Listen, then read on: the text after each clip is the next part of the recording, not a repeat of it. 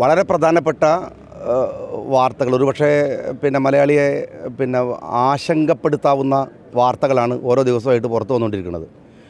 നേരത്തെ തന്നെ ഞങ്ങളൊക്കെ തന്നെ ഉന്നയിച്ചിരുന്ന വലിയ വലിയ അഴിമതികളുടെ, സ്വർണ്ണക്കടത്തിൻ്റെയും അതുപോലെ തന്നെ ഉള്ള ഹവാല കടത്തുകൾ പോലെയുള്ള വലിയ അഴിമതിയുടെ കഥകൾ നമ്മൾ പലപ്പോഴും പറഞ്ഞിട്ടുണ്ട്. പക്ഷേ അത്തരത്തിലല്ല, മറിച്ച് മലയാളി വർഷങ്ങളായിട്ട് സ്വാംശീകരിച്ചെടുത്തിട്ടുള്ള മലയാളിയുടെ ഒരു സാമൂഹ്യ ജീവനത്തെ പോലും അപകടപ്പെടുത്തുന്ന അതിരൂക്ഷമായ RSS കടന്നുകയറ്റത്തിൻ്റെ വാർത്തകളാണ് ഇപ്പോൾ നമ്മൾ വന്നുകൊണ്ടിരിക്കുന്നത്. അഴിമതിയുടെ കേസുകൾ നിരാകരിക്കാൻ ശക്തമായി വേറൊരു ഗവൺമെൻറ് വന്നാൽ നമുക്ക് തീർക്കാവുന്നതാണ് എന്ന് നമ്മളൊക്കെ പലപ്പോഴും പറഞ്ഞിട്ടുണ്ട്. പക്ഷേ ഇത് ഇപ്പോൾ ഈ വന്നുകൊണ്ടിരിക്കുന്ന ഓരോ വാർത്തകൾ, ഈ വാർത്തകളുടെ പ്രത്യേകത എന്ന് വെച്ചാൽ അവസാനം വന്നിരിക്കുന്നത് ADGP വയനാട്ടിലെ ദുരന്ത സമയത്ത്, അത് കഴിഞ്ഞിട്ടിപ്പോൾ 2 മാസമായി.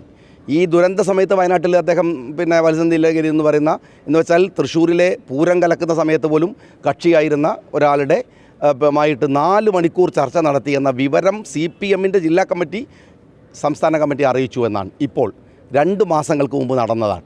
അതുമായി ബന്ധപ്പെട്ട് ഈ വാർത്തകളൊക്കെ നിരന്തരമായി അൻവറിൻ്റെ പത്രസമ്മേളനം വരുന്നു. ഞങ്ങളൊക്കെ നിരന്തരമായി ഈ വിഷയം സംസാരിക്കുമ്പോഴാണ് അത് അക്സെപ്റ്റ് ചെയ്തുകൊണ്ട് ജില്ലാ കമ്മിറ്റി സംസ്ഥാന കമ്മിറ്റിയെ വിവരം അറിയിക്കുന്നത്. എന്ന് വെച്ചാൽ ഈ വിവരം അറിഞ്ഞിട്ടും CPMൻ്റെ ഭാഗത്തു നിന്ന് ഈ വിഷയത്തിലൊരു നിലപാടുണ്ടായിട്ടില്ല എന്നുള്ളത് വളരെ അപകടകരമായിട്ടുള്ളൊരു കാര്യമാണ്. രണ്ടാമത്തെ ഒരു കാര്യം എന്താണെന്ന് വെച്ചാൽ, നമ്മൾ നിരന്തരമായി പറഞ്ഞുകൊണ്ടിരിക്കുന്നു ശിവശങ്കരൻ ഒരു മഹാകുഴപ്പക്കാരനാണ്, അദ്ദേഹത്തെ മുഖ്യമന്ത്രിയുടെ ഓഫീസിനെ ദുരുപയോഗം ചെയ്തു എന്ന തരത്തിൽ വാർത്ത വന്ന് ശിവശങ്കരൻ പോയി.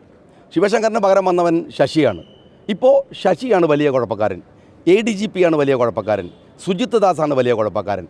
പക്ഷേ ഇതല്ല ശരി. സത്യത്തിൽ യഥാർത്ഥ പ്രതി എന്ന് പറയുന്നത് കേരളത്തിൻ്റെ മുഖ്യമന്ത്രിയാണ്. ഞാൻ അന്നും നിയമസഭയിൽ പറഞ്ഞിരുന്ന കാര്യമാണ്, പ്രതി മുഖ്യമന്ത്രിയാണ്, മുഖ്യമന്ത്രിയുടെ ഓഫീസല്ല. അങ്ങനെ പറയുന്ന വാദം തന്നെ തെറ്റാണ്. അതുകൊണ്ട് യഥാർത്ഥത്തിൽ ചെയ്യേണ്ടുന്ന പരിഹാരം എന്ന് പറയുന്നത് മുഖ്യമന്ത്രി രാജിവെക്കുക എന്ന സൊല്യൂഷൻ അല്ലാതെ, ജനങ്ങളുടെ പ്രശ്നമല്ല, പ്രതിപക്ഷത്തിൻ്റെ പ്രശ്നമല്ല, മറിച്ച് കേരളത്തിൽ CPMൻ്റെ അവസാനത്തെ മുഖ്യമന്ത്രി എന്ന ഒരു ചീത്തപ്പേര് പിണറായി വിജയന് ഒഴിവാക്കണമെന്നുണ്ടെങ്കിൽ അദ്ദേഹം രാജിവെക്കുകയും, കൊള്ളാവുന്ന മുഖ്യമന്ത്രി ആളുകൾ അതിനകത്തുണ്ടെങ്കിൽ അവർ വരട്ടെ, ആരായാലും വരട്ടെ. എല്ലാവരും വന്ന് മുഖ്യമന്ത്രിയായി പരിശീലനം നേടിയിട്ടല്ലല്ലോ മുഖ്യമന്ത്രിയുടെ പണിയെടുക്കുന്നത്. കൊള്ളാവുന്ന ആളുകൾ അതിനകത്തുണ്ടാകും, ആരും വരട്ടെ. പക്ഷേ നിലവിലെ സാഹചര്യത്തിൽ മുഖ്യമന്ത്രിയാണ് ഇതിലെ യഥാർത്ഥ പ്രതി. അദ്ദേഹത്തിന് പറ്റിയാൽ ശിവശങ്കരനായിരുന്നു. ശിവശങ്കരനെ കൊണ്ടുവന്ന് എല്ലാ ഏർപ്പാടും നടത്തി, സ്വർണ്ണക്കടത്ത് നടത്തി, ഹവാല ഏർപ്പാടുകൾ നടത്തി, ഡോളർ കടത്തി, എല്ലാം കഴിഞ്ഞതിന് ശേഷം ശിവശങ്കരനെ വിട്ടു. പിന്നെ കൊണ്ടുവരുന്നത് ശശിയാണ്. അദ്ദേഹം ശശി ആകാശത്തു നിന്ന് പറന്നിറങ്ങി നിന്നതല്ല.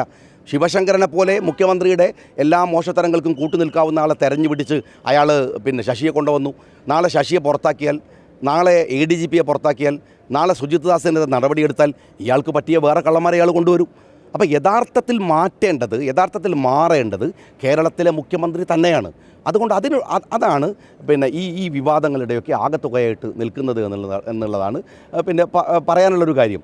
കാരണം ഈ RSS വൽക്കരണത്തിൻ്റെ വിഷയത്തിൽ അദ്ദേഹം കാണിക്കുന്ന, അദ്ദേഹത്തിന് വേണ്ടി മാത്രം ഒരു പാർട്ടി, അദ്ദേഹം ചെയ്യുന്ന സകല തോന്നിവാസങ്ങളും ഏറ്റെടുക്കാവുന്ന ഒരു പാർട്ടിയായിട്ട് ഇപ്പോൾ CPM മാറേണ്ടി വരുന്ന അവസ്ഥയാണ്. ഇതിന് വലിയ വില കൊടുക്കേണ്ടി വരും. സിനിമാ തിയേറ്ററിലൊക്കെ പറയുന്ന മാതിരി വലിയ വില കൊടുക്കേണ്ടി വരും എന്നുള്ള കാര്യത്തിൽ ഒരു സംശയവുമില്ല. അത് അൻവർ ഞങ്ങളൊക്കെ പറഞ്ഞിരുന്ന പോലെ തന്നെ ഇത് അവരുടെ കേരളത്തിലെ അവസാനത്തെ മുഖ്യമന്ത്രി എന്ന ഖ്യാതി പിണറായി വിജയൻ കൊണ്ടുപോകുന്നിടത്തേക്കാണ് കാര്യങ്ങളെ കൊണ്ടുപോകുന്നത്.